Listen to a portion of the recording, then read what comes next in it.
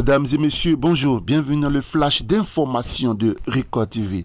Voici le compte rendu de l'activité de la pause dans la commune d'Abobo.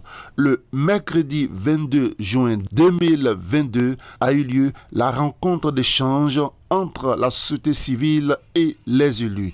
Cette activité avait pour but d'améliorer la qualité des relations entre les OSE et les élus pour faciliter la gestion de la commune par la prise en compte des priorités des populations d'Abobo dans l'élaboration des budgets, actions et d'autres décisions administratives. À cet effet, la rencontre avait porté sur le thème « La politique mise en place par le maire pour valoriser l'éducation et l'insertion sociale de la jeunesse d'Abobo ». Cette thématique a été animée par la commission sociale, éducation et santé du conseil municipal de la mairie d'Abobo qui a interagi avec les participants constitués de 8 leaders communautaires, 11 acteurs provenant de la société civile, les OSE, la CNRG, la CMV, la POGECI et AFSI et un représentant de l'agence emploi jeune d'Abobo. Monsieur Kakoutié Amwakon, président de la commission sociale, éducation et santé et conseiller municipal de la mairie d'Abobo est à notre micro. Aujourd'hui, la POGE nous a invité la mairie pour s'entretenir avec la population pour présenter les structures de la mairie et les missions dévolues à la mairie. Et le sujet principal concerne le volet école.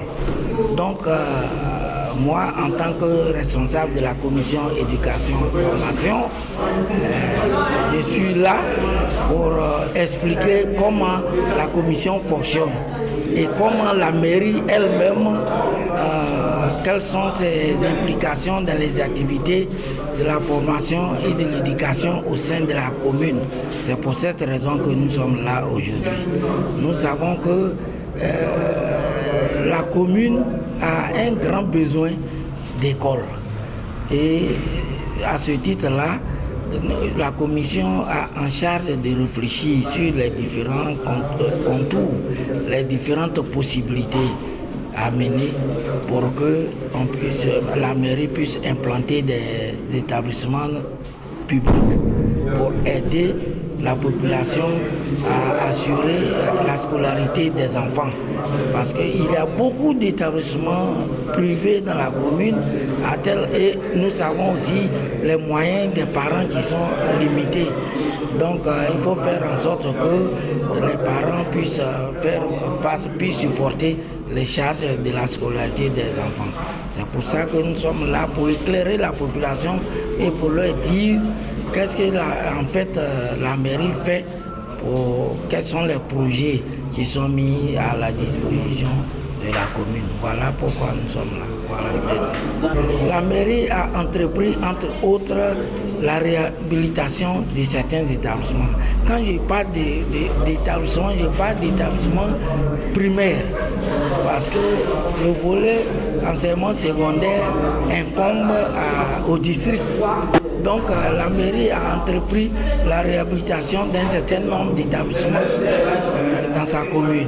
La mairie a entrepris la construction de plusieurs classes au niveau de l'enseignement primaire.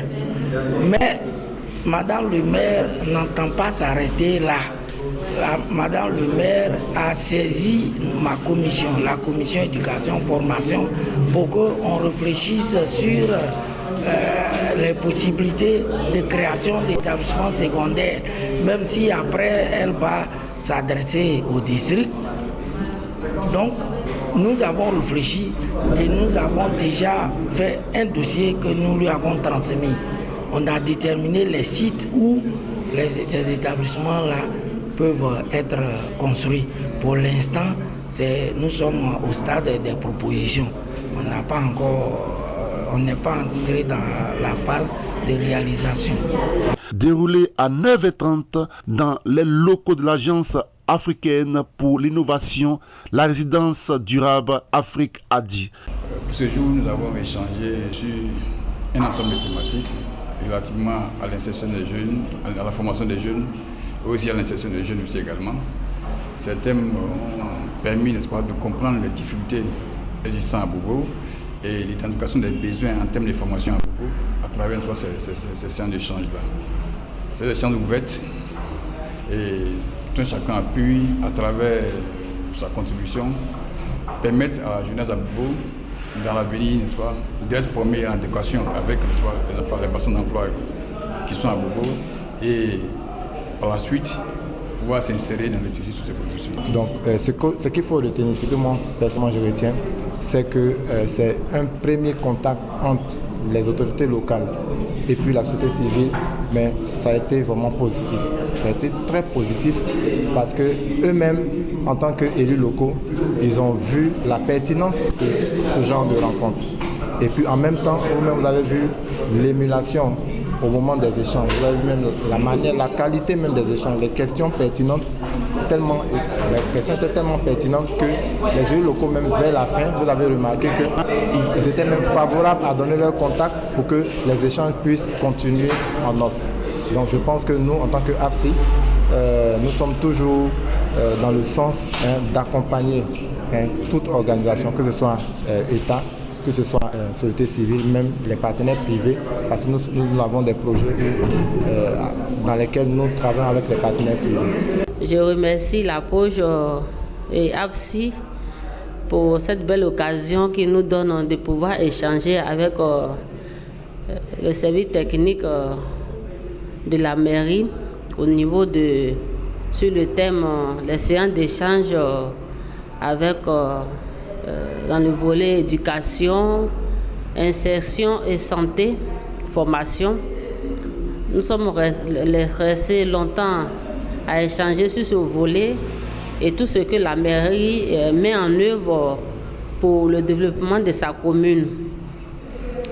Nous avons bien entendu beaucoup de choses et nous croyons que toutes les propositions qui nous ont suggérées cette année, nous verrons le jour. Donc, pour moi, j'attends toujours un bon développement pour la commune d'Abobo, dans le développement surtout des OSC, le rapprochement des OSC, la société civile avec la mairie, dans le volet de l'éducation, dans le cadre de l'éducation, dans tous les volets éducation, alpha, tout ce qui concerne l'insertion aussi. Et au niveau santé, j'attends beaucoup de la mairie et qu'ensemble, nous allons mener ce combat. Concernant le projet PAX-PD2, qui est le projet d'appui à la cohésion sociale et à la promotion du dialogue démocratique, donc, il faut le dire, l'objectif c'est de beaucoup plus de renforcer la synergie ou la collaboration entre les autorités locales et les organisations de la société civile. Nous pouvons retenir que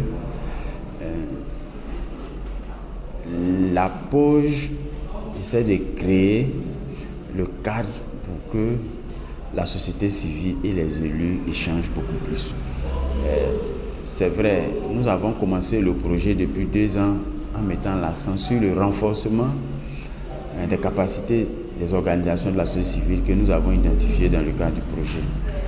Et nous avons également échangé avec les populations pour les préparer à comprendre qu'ils ne devons pas forcément être des ennemis de nos élus, puisque c'est nous qui les mandatons pour nous représenter, mais également pour nous gérer. Et c'est à ce titre-là que nous avons fait les activités de concertation avec les populations que nous appelons AD2. C'est à ce titre que nous avons fait les activités d'éducation à la paix dans les écoles, les activités AD5. Et c'est à ce titre-là que nous faisons actuellement les activités AD3 qui sont des cadres d'échange entre les services de la mairie et les populations. Aujourd'hui, nous voyons que la mairie a déjà identifié un point focal en son service pour nous accompagner. Donc cela démontre bien que la mairie a compris l'importance de ce que nous faisons dans le cadre de ce projet et la mairie aussi a décidé de nous accompagner. Et aujourd'hui, nous voyons que la commission éducation formation et santé est venu échanger sur ses missions, ses attributions, mais également écouter la population, lui faire des observations pour améliorer la qualité de leur travail. Donc on peut retenir que le projet commence, je peux humblement atteindre ses objectifs, puisque le plus important c'était que l'autorité vienne échanger avec les populations sur leur mission. C'est tout pour ce flash d'information. Merci de nous avoir suivis et bonne suite de programmes sur Record TV. Avec Record TV, le monde bouge, la Côte d'Ivoire aussi.